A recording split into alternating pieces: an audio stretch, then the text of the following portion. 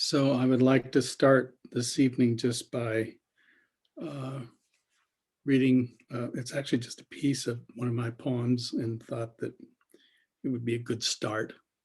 I like to start that way sometimes.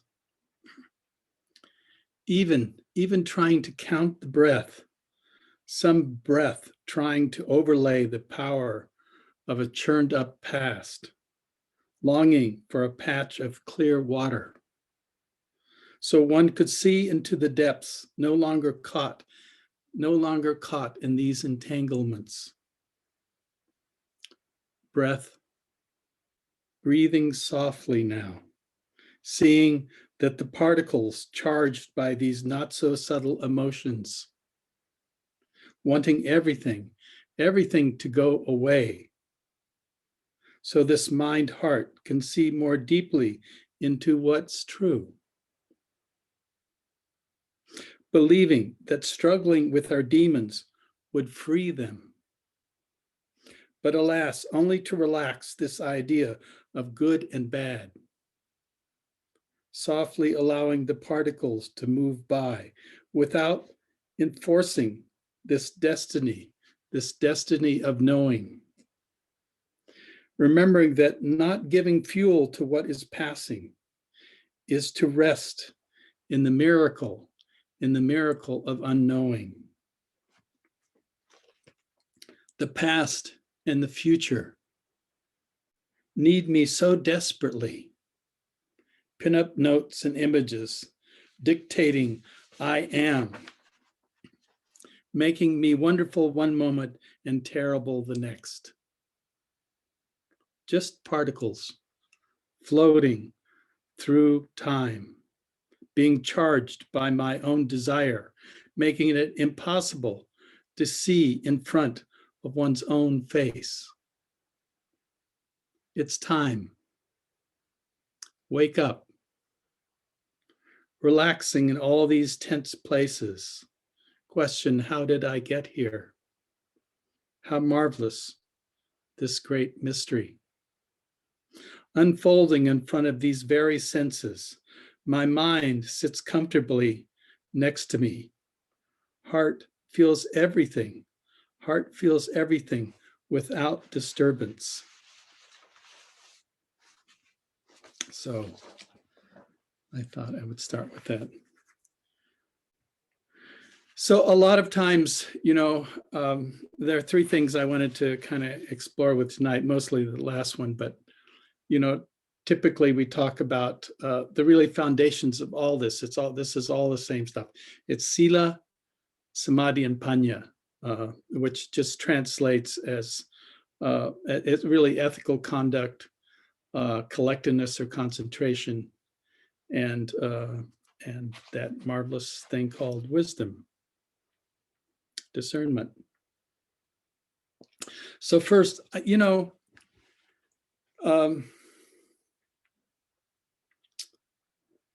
in some ways, when I read that poem, there's a line in there where it says, but alas, only to relax the idea of good and bad. So in one way, it's not that there's right or wrong, but there's an actual way of not causing disturbance. And I think so much of these precepts is really just not causing disturbance or repercussions, which then later create an incredible amount of complexity, And so it's why, in a way, it just these simple, it's really simple ethical conduct then create the foundation for simplicity. And that's really what I'm trying to emphasize. It's not that it's good or bad. It just emphasizes simplicity. No, there's no complexity if one simply doesn't harm, doesn't take what's not given, recognizes the power of desire and sexuality, and the power of words and how they can be, they are so influential and can turn things this way or that way. So really that idea of right. I don't know if the word is right speech, but wise speech probably is the best translation of that. And then also, then there is that not using intoxicants to create either heedlessness or carelessness. This is all pretty simple, but it's about simplicity. And I think this is really the practice is can we initiate an understanding and a view of our actions as a way to create a simplicity. And with that simplicity, then, there can be, it's really, these are all in line, that then there can be some collectedness or concentration. But I think concentration sometimes is a very much part of our sitting practice. It's kind of the precursor.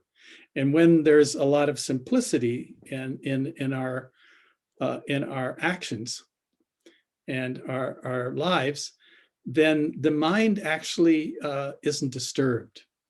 But again, any of those precepts that are somehow abused or skewed, then there is this, there's this word papancha, mental proliferation that goes with it, that is not simplicity, it is complexity.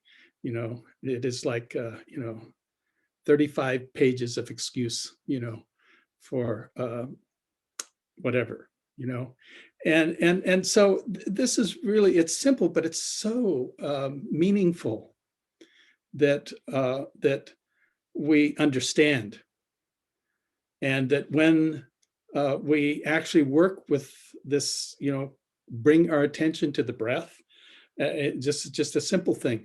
It's amazing when that simplicity is there. There's really no problem, the mind just immediately begins to settle down. I wanted to read this, and maybe it's just a little much, but it's okay.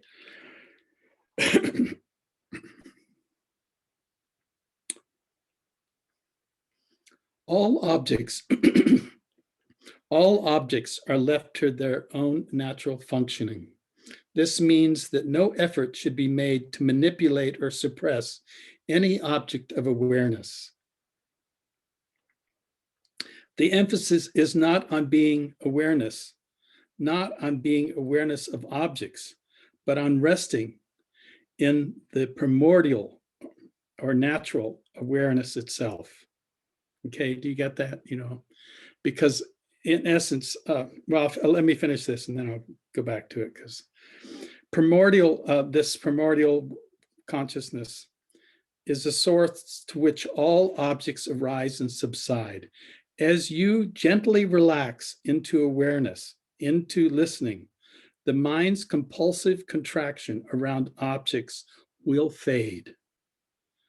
Silence of being will come more clearly into consciousness as a welcome to rest and abide, an attitude of open receptivity, free of any goal or anticipation, will facilitate the presence of silence and stillness to be revealed as your natural condition. To be revealed as your natural condition. So this is really, it's interesting because in kind of the primary practice here is we're trying to settle the mind down. And that's really about, it really needs that simplicity of being or conduct, which is about the ethics. And then there is the truth about the mind. You can use the mind and train the mind to stay on a simple object. And so the Buddha simply used the breath. There's, there are 10,000 objects in more in the main worlds. It's actually, you'll find mantra as the main function. And Ajahn Chah sort of my lineage, adopted lineage teacher, is in many ways can be just incredibly helpful, especially in tumultuous times when there's either a lot of emotion or there's a lot of mental proliferation of just, the mind's just racing off in 10,000 directions, which it does do. That's kind of its nature. And but this practice of using just like the simple one in which I've used, Budo, and just repeating Budo, just awakening. It just translates as awakening. And so it is an object, though, and that object is outside of you, but it can bring a sense of stability, which is necessary for this third part, that discernment or that wisdom, that panya. But it takes some time to get this, So we always start with this, and the Buddha, like Ajahn Chah said, he used the mantras in all the villages for the farmers and et cetera, and said this was an easy way to get them to settle and kind of bring their minds into connection with the rest of it, the whole, the awareness itself.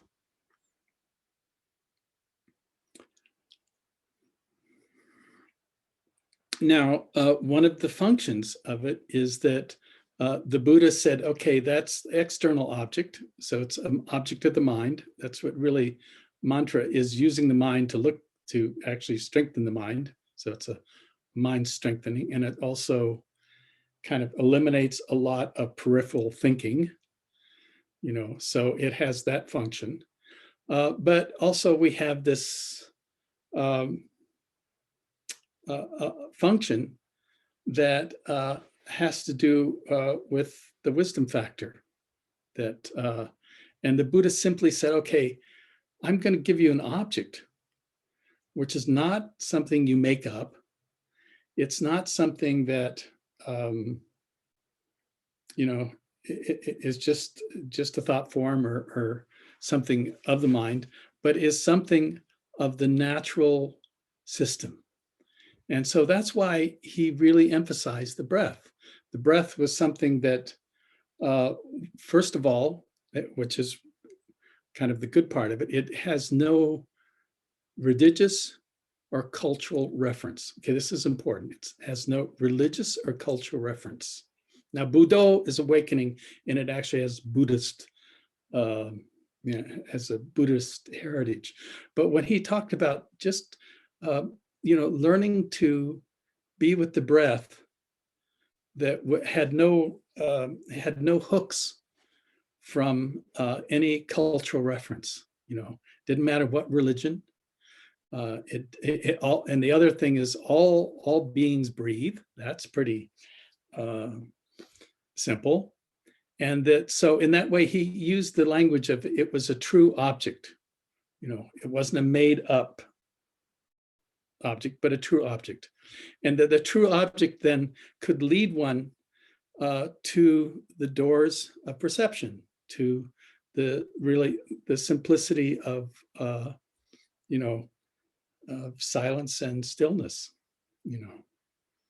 So it was really the precursor, and a lot of our practice is just based on this, is somehow bringing our attention there. But now, if it was just that, it would be great for steadiness and for health, for good heart, etc. But the Buddha was interested in something much more than that, and it was not it wasn't the end all, was to go into different, states, even elevated states. He said, yes, that's good. They're okay. They can come due to due to concentration, but they don't liberate the person. And what I'm interested in is liberation, is something that liberates that being from the shackles of their attachments, of kind of, greed and fear, you know. And so then you have to then take this kind of practice to another level, on some level. And that's not right, some level of another level. Well, that sounds okay. But our ability to steady ourselves, that means that there's a backlog first, and this is where the ethics come in. There's a backlog of, I don't have those things, and I've created a life that's I don't like the word purity, but kind of pure and simple, and I like the word simple. So there's really simplicity there, and that with that simplicity is this collectedness, and with that collectedness, then there is this capacity to see into, and it's really what vipassana is, the practice of seeing into. And sometimes I translate it as to seeing into the subtle. So obviously there is the breath, there is the subtlety. When I was going through the guided part, of the heart of just if you could just stay with the pulse, and in Chinese medicine, in Tibetan, where they kind of read the system through the pulse. So it's very accessible. It's subtler than the breath is kind of, in some ways, is kind of gross, but it is so obvious and easy to work with. Or maybe you don't think that, but anyway, it has that propensity. But we have this capacity, and it really has to do with it's why retreats are silent retreats. It's because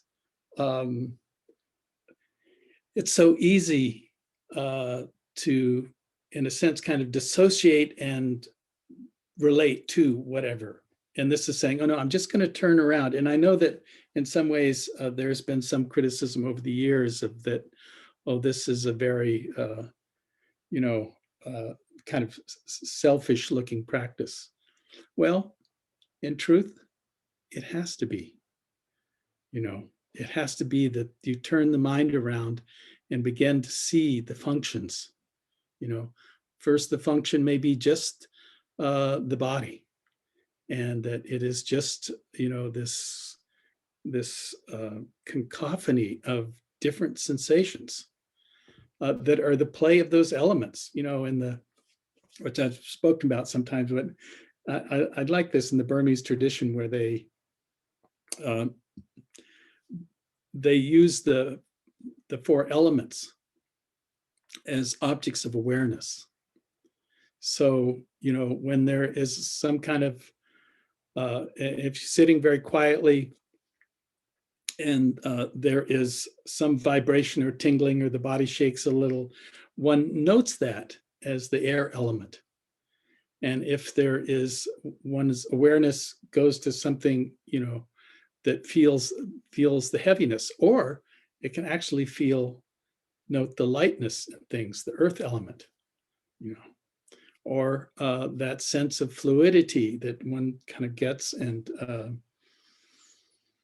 cohesion. If that's there, then one knows that's the water element, And then, of course, the obvious one is just the noting of when it's hot or cold, the fire element. And so and this is, again, it's a part of this process of breaking down that identity of kind of, and I think this is why I like the body scan a lot, is just, in our culture, we're so complex that it's such a simple directing towards a function. And that function, when we're just with that function, I know a lot of people, you probably have all kinds of thinking about this or that or whatever, but that's not the object here. The object is just to stay with the sensations. And if you can, then there is this possibility, you know, and of kind of recognizing, you know, really it is the silence and the stillness, you know, and they are so, it is really precious because we call this insight practice because we're trying to see into. So it's why, you know, I think I'll put my 5 cents in for retreat, because retreat is, you know, has been something that's been there and still there. It's been there for centuries, thousands of years, for people to basically come and cut off their outer world, you know. And by cutting off their outer world, then they have a chance to, in a sense, at first, it's just kind of to review. You know, sometimes it's, I mean, the first 10-day retreat I did a life review. I couldn't do the practice. I just kept going back about how much I'd screwed up, you know, and and and I had to get it in chronological order. So I kind of just, you know, every time I try to put my attention on my breath or body, boom, off I went. You know, I was in a sense kind of trying to organize myself, which I had disorganized my 60s were a trip on me anyway. So I was trying to organize myself. But I can say I really, I sat there silent, to, you know, did what I was supposed to be doing, but I was doing something else, and recognizing that, you know, but there was also a healing going on in that. And so you actually come to retreat, first of all, really to heal your, you know, can I say your past, you know, and to me, it has that propensity or possibility there. And hopefully then you get to the practice, you know, and maybe not, but anyway, that's the idea. But there is this capacity for someone who's beginning to, you know, they have kind of cut off their outer world and start kind of exploring of their inner, and hopefully, which I didn't do much of, is bring you to some collectedness. And then the retreats after that, I understood the idea of collectedness, and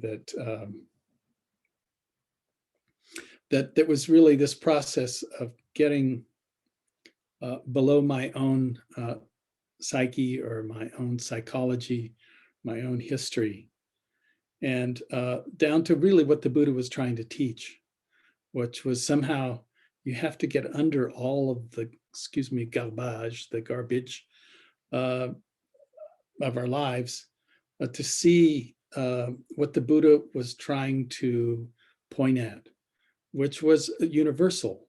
You know, it was no longer about John or Mary or Fred or whatever.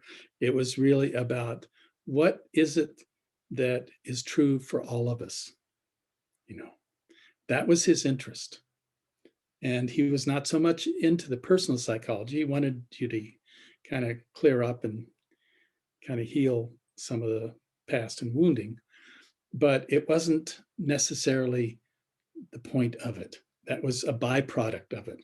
What was true was he was really interested in awakening, you know. And now one of the kind of interesting kind of truths of these practices is that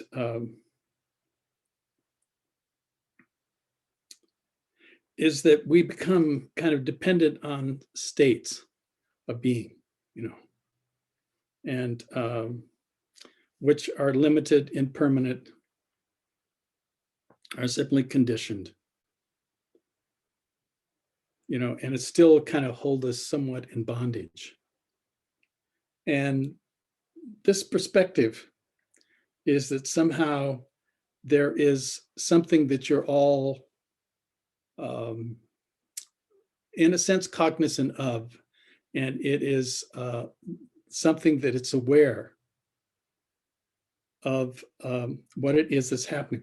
But there's a problem there, because even in the practices, we train someone to train themselves with an object, whether it's the Buddha or it's the breath. It can be anything, but it's always an object. And here's the kind of to me, the trick of all this is that all objects create this duality, which doesn't really take into account this. What is awakening? Awakening is something that is not in that, you could say, dualistic relationship of whether it's a thought or an emotion or a feeling or a memory or a plan. Those are all objects, whether it's the breath, whether it's Buddha, whether it's some other mantra, whatever. It's always about an object,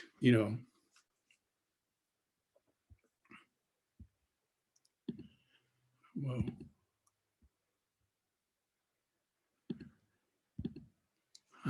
I got a little message on my computer saying, hey, you got to put your password in, so I'm not. These things are great. I'll get to it.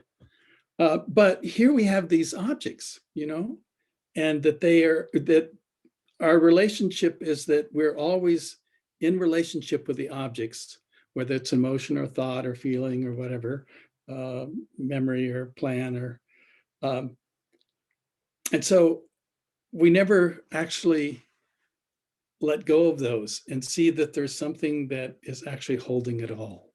And this is really, to me, the most fundamental piece of all this, is that somehow we have to learn. First, we're going to have to teach ourselves the truth of the objects, and I think that's like, if you ask me what vipassana is, the insight into the truth of those objects. But there's more to it, because there's also something that's knowing those objects. And if it's always caught in those relationships to the objects, then there's no possibility of freedom, And I think what's kind of interesting in those is those objects, they're transient, all of them. Everything you see here is transient. And but is awareness transient? Is the knowing itself? Like, you were born with this knowing. Unfortunately, you're going to die with this knowing. But that's the question. And this is kind of a big deal. Does it need to be liberated, or it is something that's already liberated in its nature? And I ask that question because, this is something about your mind has to turn around on itself and say, okay, here is something that I'm aware of, but I only always see it in relationship to a sensation, a thought, a memory, a plan, a feeling, an emotion. It's always in relationship. So suddenly we start, in a sense, kind of just sitting back and recognizing that, in a sense, it's kind of the knowing knows itself, but we have to actively turn that knowing around on itself. So it's no longer, and it's not that we can separate out so much. I'm sorry. If you could separate out, you could just get enlightened like that, I think. But really, all we can do is get little glimpses of this. But those little glimpses kind of helps us recognize our attachment to the objects, an emotion, a thought, oh my gosh, think of all the thinking you do and how it's locked in through the awareness to a solid thing, a thing itself, and which is fine, but it's not, it's what is it? It's just another object that passes, you know. And so suddenly there is some space between all the objects, whether it's the breath or thought or, an emotion or whatever, there's a little space between it. And that space between it is a sense of ease, a sense of relaxing that is so fundamental to this, so that actually we have the possibility of recognizing silence and stillness. And even though silence and stillness do not exist, you understand that they don't actually exist. How could, you say, if everything's impermanent, how can stillness exist? It's relative. Yes, there's a rock is, when there's a stillness, but it's also a molecular structure that's through time and weather, it begins to disintegrate. So the rock's a tough one. But your thoughts. Now, can you tell me from one thought to another, has any of them lasted, or are they something that you can taste or see or feel or something through? No, they are moments of relationship between the awareness and the thoughts, and we have the tendency to, I don't know why are they so, how come they're so powerful and they kind of dupe us right off the bat? We fall for it. And we do the same with emotions, though. Body sensations, at least it's something you can say you like or dislike, but we can see the impermanence of them. And so in a way, when we start seeing the space between an object and the awareness itself, there is always a little space between them. And that moment of between, it's a place of great relief, relaxation. Oh my gosh, do I have to be uptight? Is that, maybe it's just true. Maybe it's just true. But what do you want to do with just true? Do you want to have a big drama around it? Or do you want to notice it for what it is? And this is really the art of this practice, is just seeing it for what it is. I know that's a trite, overused, things are the way they are. And you could say, just the isness of things. But it's also really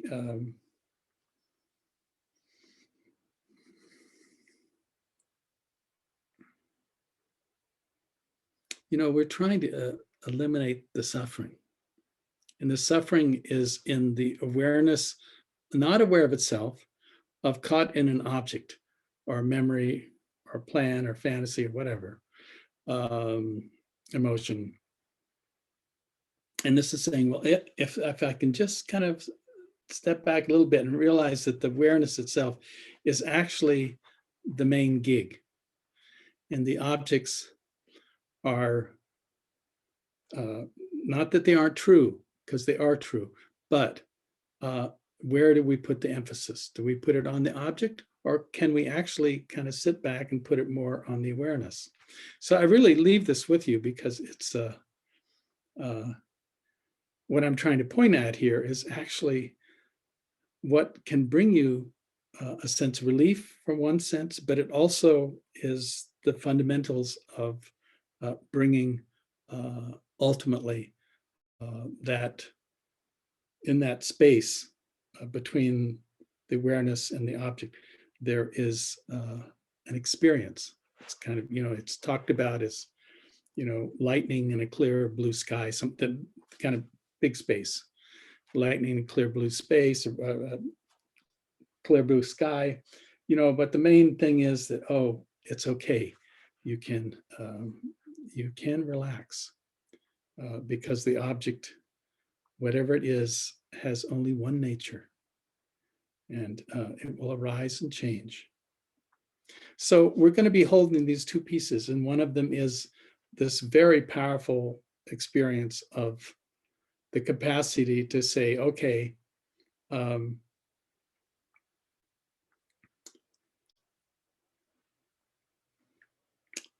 I can let go of whatever arises. Okay, so you have that power. On the other side of it, what you also have to hold is all of the objects, all the things that arise are true. And so, whether it's our awareness of COVID or our awareness of, of dying or being born, is that there is also the caring that has to, in a sense, kind of be there, that coexists with our capacity to see into or let go of. And I think this is really, that holding the two pieces. You have to know, in this one side, which I've really been emphasizing tonight, is the meditative side of the capacity to recognize that we can train, we have the ethics, we have to train the mind, and then we can actually use the mind to free the mind, to free it from that awareness and object. And if we can do that, then there is this incredible sense of clear sky, clear space, clear mind. And that then there is this truth that, oh, those objects are all important, And so I'm not attached to them, but they are important. So I can actually care or love what's there. It's like, oh, if I'm not so wanting the outcome to be this, then I actually not be so attached and love what it is that's here, So I think that's, I'm going to look here, this my 2 cents worth. I wanted to read this again, this poem that, one of my poems, and even trying to count the breath, some breath trying to overlay the power of a churned up past, longing for a patch of clear water so one could see into the depths, no longer caught in these entanglements. Breath, breathing softly now, seeing that the particles charged with these not so subtle emotions, wanting everything to go away, so this mind heart can see more deeply into what's true. Believing that struggling with our demons would free them, but alas, only to relax this idea of good and bad. Softly allowing the particles to move by without enforcing this destiny of knowing. Remembering the not giving fuel to whatever is passing. Remembering that not to give fuel to whatever is passing is to rest in the miracle, this miracle of unknowing. Past and future need me desperately, pinning up notes and images dictating, quote, I am, making me wonder one moment and making me wonderful one moment and terrible the next. just particles floating through time, being charged by my own desire, making it impossible to see in front of one's own face. It's time. Waking up, relaxing in all these tense places. How did I get here? How marvelous, this great mystery. Unfolding in front of these very senses, my mind sits comfortably. My mind sits comfortably next to me. Heart feels everything, everything without disturbances.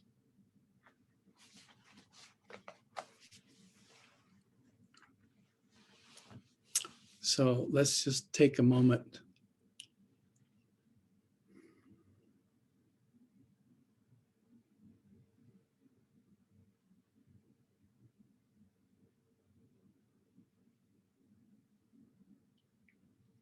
So just using this knowing, this awareness, this mind to bring attention down into really the center of the chest, this area of heart center.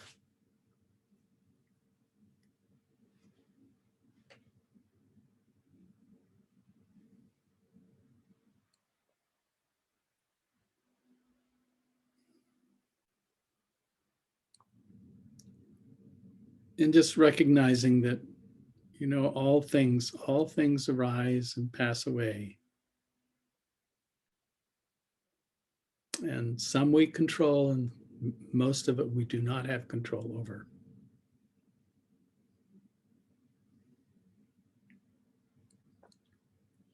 And yet we decide our attitude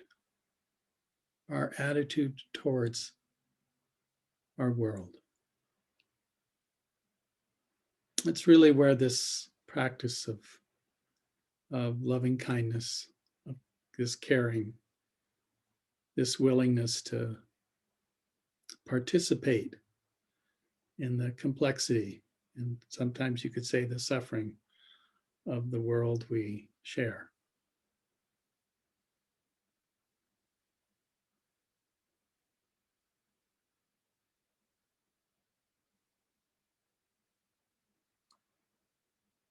And so we kind of breathe into our hearts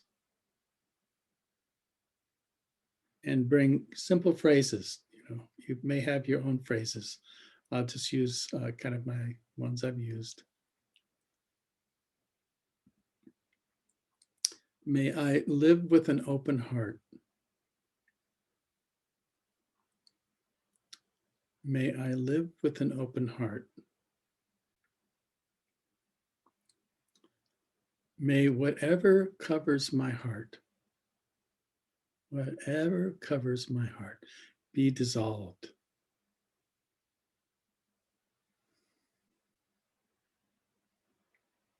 And then just turning this attention around on yourself. And first of all, just realizing how precious you are. This opportunity you have to breathe and live and share and support.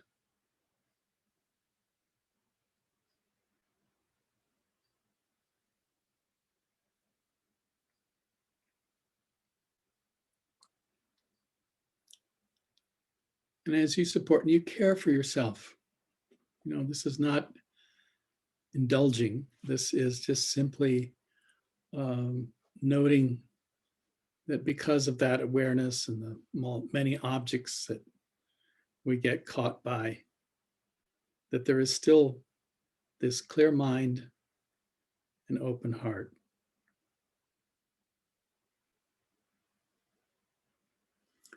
And that as we care for ourselves, then we can also extend out to others.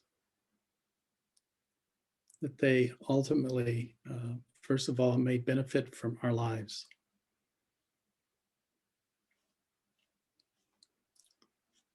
May we bring clarity and love and support, and that ultimately this word Dharma, this word true,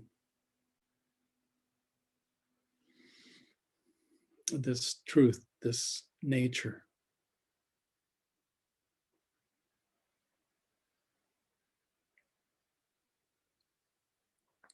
that we have the power to extend it out to beings everywhere, that they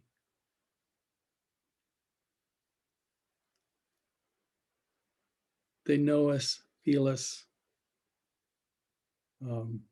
Ultimately, we are a gift to them if we just show up a lot of times.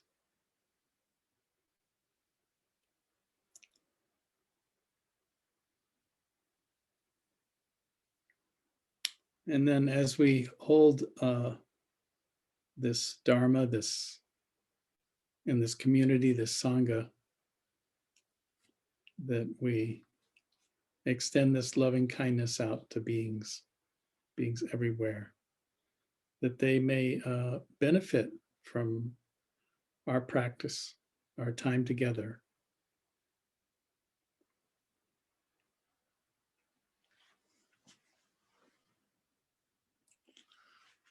Whatever merit or power, energy that we may kind of collect together, that we extend it out to beings everywhere, that they may benefit from our time together. May all beings everywhere be happy.